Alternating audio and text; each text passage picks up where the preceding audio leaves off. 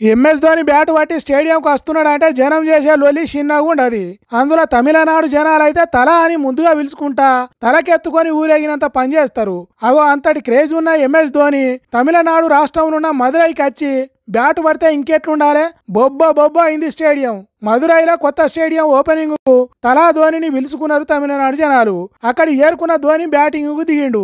వికెట్ల వెనక ఓ బుడ్డ పిల్లగాడు కీపింగ్ చేస్తుంటే రబ్బర్ బాల్ తోని బౌలింగ్ వేసిండ్రు. ఐపీఎల్ ఆటలో ఈడ్చి కొట్టినట్టు కాకుండా చిన్నగానే బుజ్జగించి బుద్దుగరిచ్చినట్టు కొట్టిండు బాల్ ను. అంతకంటే ముందు స్టేడియాన్ని ప్రారంభించడానికి శిలాపలకానికి కట్టిన పరదాను గుంజిండు. వెలంబల్లి ఎడ్యుకేషన్ ట్రస్ట్ వాళ్ళు కట్టిన ఈ స్టేడియం కాడికి వచ్చిన ధోని మైకు పట్టు మాట్లాడిండు. మందితోని చేతులు కలిపిండు. కొందరికి వద్దనకుండా సెల్ఫీ ఫోటోలకు పోజులు ఇచ్చిండు.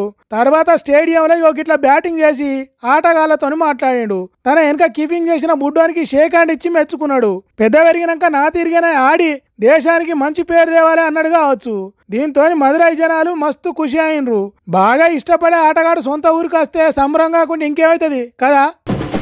కాంగ్రెస్ పార్టీలో అంజన్ కుమార్ యాదవ్ రూపంలో అగ్గి రాజుకుంటున్నది. బగ్గున మండి అది కాంగ్రెస్ పార్టీని ఏం చేస్తుందో తెలియకుండా అవుతున్నది. సీఎం రేవంత్ రెడ్డిని చెడుగుడు ఆడుకున్నంత పని చేస్తున్నాడు అంజన్ కుమార్ యాదవ్. జూబ్లీహిల్స్ టికెట్ నాకు కాకుండా నవీన్ యాదవ్ కి ఇచ్చుడేంది?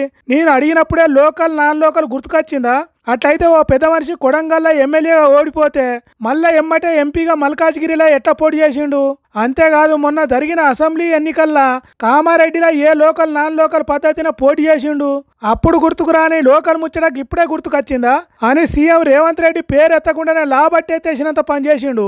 కష్టకాలంలో పార్టీ కోసం పనిచేసింది నేను, ఎండైనా వానైనా పార్టీకి అండగా ఉన్నది నేను. అసొంటి నాకు టికెట్ అడిగితే ఇయ్యరా? టికెట్ ఎవరికి ఇస్తారో అది కూడా చెప్పరా? ఎంపిక కమిటీలకు నన్ను తీసుకోకుండా సెలక్షన్ చేస్తారా? నేను పార్టీ వర్కింగ్ ప్రెసిడెంట్ అనేది మర్చిపోయినరా? నన్ను గింత తక్కువ చేస్తారా? ఉండుండ్రి ఒక్కొక్కని సంగతి చెప్తా. నా సత్తా ఏందో చూపెడతా.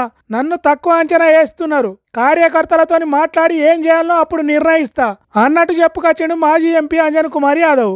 అసలే పట్నంలో ఫైల్ మాన్ తీరుగా ఉండేటోడాయే, అంతేకాదు బీసీ వర్గం లీడరాయే. అందుకే నాకు టికెట్ రాకుండా చేసిన వాళ్ళను ఇడిచిపెట్టా అన్నట్టు మాట్లాడుతున్నాడట. ఇక ఇట్లా మాట్లాడినందుకు కాంగ్రెస్ పార్టీ లూకుంట్రా? మంత్రులు వివేక్, పొన్నం ప్రభాకర్ తో పాటు పార్టీ ఇన్ఛార్జి మీనాక్షి నటరాజన్ అంజన్ కుమార్ యాదవ్ ఇంటికి చేరుకొని, వద్దు నువ్వు అట్లా అలగకు, బుంగమూతి పెట్టకు, ఏం చేసినా పార్టీ కోసమే కదా, జర్రంతా ఓపిక పట్టు, పార్టీ కరెక్ట్ టైంలో నీకు చేయాల్సిన న్యాయం చేస్తుంది అన్నట్టు చెప్పి బుజ్జగించే పని చేసిండ్రట. మరి చూడాలే ఆ బతిలాడుతోని అంజన్ కుమార్ ఆవేశం తగ్గుతుందా లేకుంటే అంతకంటే ఎక్కువ కోపంతో కొట్లాటకు దిగుతాడా అనేది ముందు చూడాలి.